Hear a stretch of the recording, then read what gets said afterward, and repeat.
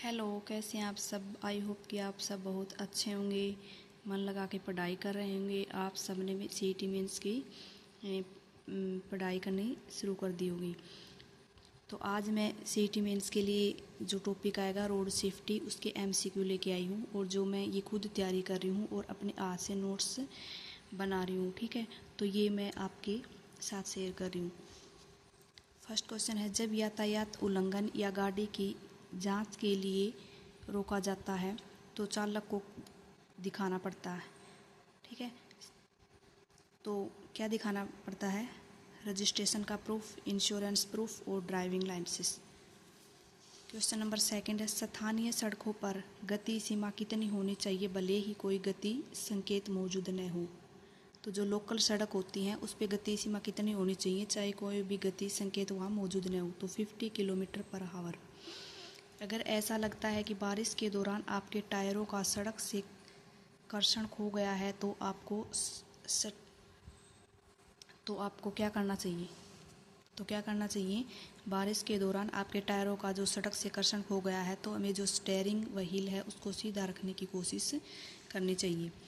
रक्षात्मक ड्राइविंग यानी safe driving का क्या अर्थ है? सेफ ड्राइविंग का अर्थ है कि सतर्क रहना और आगे की ओर देखना, यानी आगे की सोचना चाहिए और सतर्क रह के ड्राइविंग करनी चाहिए, वही सेफ ड्राइविंग कहलाती है। ट्रैफिक नियम, जो ट्रैफिक नियम है वह कौन कौन से हैं? ट्रैफिक नियम है, कभी भी शराब पीकर गाड़ी न चलाए, रेड सिग्नल कभी न तोड़े, आगे के वाहन से सुरक्षित दूरी बनाए रखें। क्वेश्चन नंबर 6, ज़्यादातर सड़क दुर्घटनाओं को रोका जा सकता है और वाहन चालक, जो सड़क दुर्घटनाओं को कैसे रोका जाता है? तो यातायात के खतरों का अनुमान लगाने और तदनुसार प्रतिक्रिया करने में सक्षम है। यदि आपका वाहन किसी पैदल यात्री से टकराता है तो आपको क्या करना चाहिए? तो हमें क्या करना चाहिए? व्यक्ति की मदद करनी चाहिए और एम्बुलेंस को कॉल करें।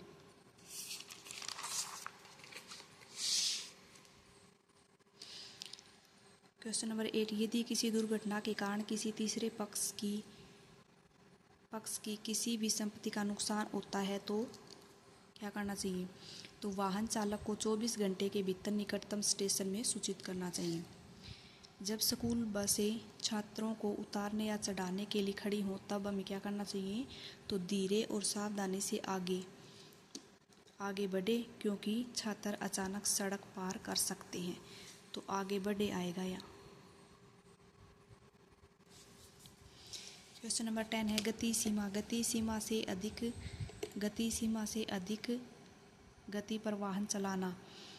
तो ये क्या है? गति सीमा से अधिक गति पर वाहन चलाना एक अपराध है जिसमें ड्राइविंग लाइसेंस अपना निलंबित या रद्द हो सकता है। निम्न दिशा में वाहन खड़ा करना निषेध है। तो जो यातायात की जो बत्ती होती है उसके पास वाहन खड़ा करना क्या है? निषेध है। यदि किसी पशु को ले जाने वाले व्यक्ति को यह आभास होता है कि पशु नियंत्रण से बाहर हो रहा है और वह वाहन को रोकने के लिए अनुरोध करता है तो हमें क्या करना चाहिए? तो जो चालक होता है उसको गति को कम कर देनी चाहिए। निम्न दशा में ओवरटेकिंग करना निषेध है। तो जो ओवरटेकिंग है वो कहाँ नहीं करनी चाहिए? तो जो संकीर्ण पुल होते हैं, अपने जो नैरो ब्रिज होते हैं, वहाँ ओवरटेकिंग करना निषेध है। परिवहन वाहन का ड्राइविंग लाइसेंस प्राप्त करने की न्यूनतम आयु क्या है? तो जो ड्राइविंग लाइसेंस है ये प्राप्त करने की 3 एज होती हैं। ठीक है, 3 एज होती है, एक 16 वर्ष होती है, एक 18 वर्ष होती है, एक 20 वर्ष होती है। जो 16 वर्ष होती है वो जो 50 सीसी से कम इंजन चलाते हैं उनके लिए 16 वर्ष होती है, और ट्रांसपोर्ट व्हीकल के लिए जो ड्राइविंग लाइसेंस की वो एज होती है वो कितनी होती है? 20 ईयर्स होती है। सार्वजनिक स्थान पर अपंजीकृत वाहन का इस्तेमाल करना है तो ये गैर कानूनी है। ठीक है, आप अस्पताल के पास किसी वाहन को ओवरटेक करना चाहते हैं तो आप हॉर्न नहीं बजाएंगे, क्योंकि जैसे अस्पताल हो गया हमारा, वो जो न्यायालय हो गए, स्कूल हो गए, ये मतलब साइलेंट जोन है, यहाँ पर हॉर्न नहीं बजाना चाहिए। दुपहिया वाहन पर 2 से अधिक व्यक्ति कानून का उल्लंघन है। हैंड ब्रेक का इस्तेमाल किया जाता है, तो हैंड ब्रेक का इस्तेमाल वाहन को खड़ा करने के लिए किया जाता है। वह स्थान जहाँ वाहन खड़ा करना निषेध है, तो फुटपाथ पर, ठीक है। फुटपाथ पर यातायात की लाल जो बत्ती होती है उसके पास, ठीक है, यहाँ पर वाहन खड़ा करना निषेध है। जब आपका वाहन ओवरटेक किया जा रहा हो तब आप अन्य वाहन को ओवरटेक करने में बाधा नहीं डालेंगे, ठीक है। जब आपका वाहन ओवरटेक किया जा रहा है तब आप क्या करेंगे, भाई कोई भी वाहन है वो ओवरटेक करने में बाधा नहीं डालेंगे। वाहन को ओवरटेक करने से पहले यह सुनिश्चित किया जाना चाहिए कि आगे सड़क स्पष्ट रूप से दिखाई दे रही है और ओवरटेक करना सुरक्षित है। यू टर्न का संकेत, यू टर्न का संकेत कौन सा है, दाएं मुड़ने का संकेत, ठीक है।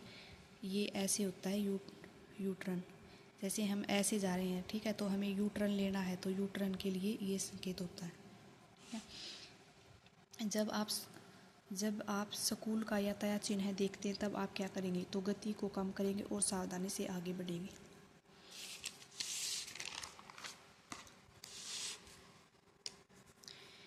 बिना गियर की मोटरसाइकिल चलाने का लाइसेंस प्राप्त करने के लिए न्यूनतम आयु 16 साल।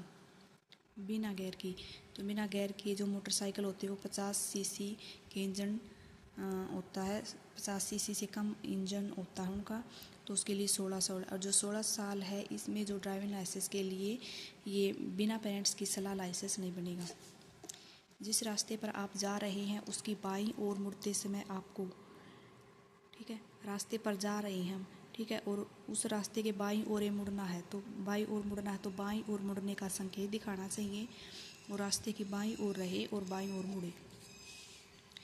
एक निजी यानी प्राइवेट वाहन के रिकॉर्ड क्या होते हैं, पंजीकरण प्रमाण पत्र यानी आरसी होनी चाहिए, इंश्योरेंस होना चाहिए, टैक्स टोकन होना चाहिए, ड्राइविंग लाइसेंस होने चाहिए।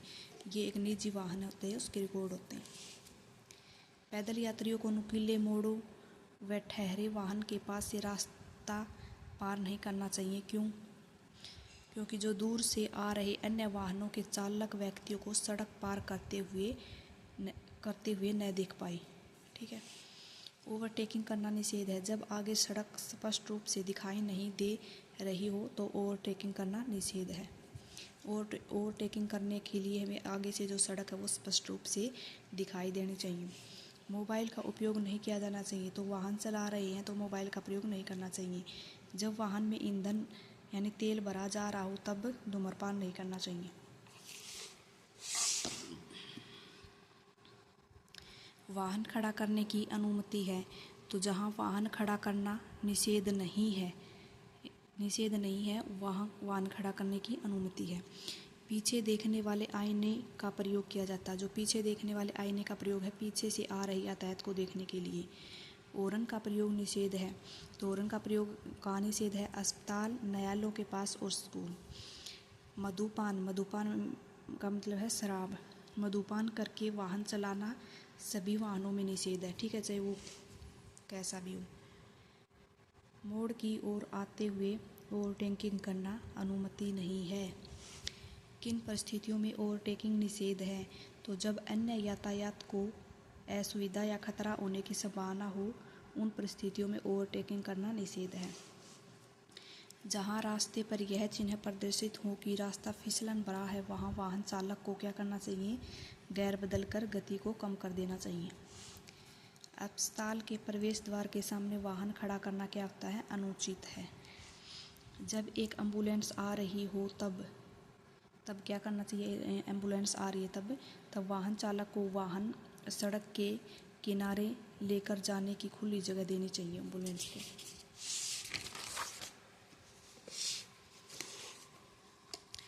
जेब्रा लाइन बनी होती है, तो जेब्रा लाइन किसके लिए बनी होती है, जेब्रा लाइन पैदल चलने वालों को पार करने के लिए बनी होती है।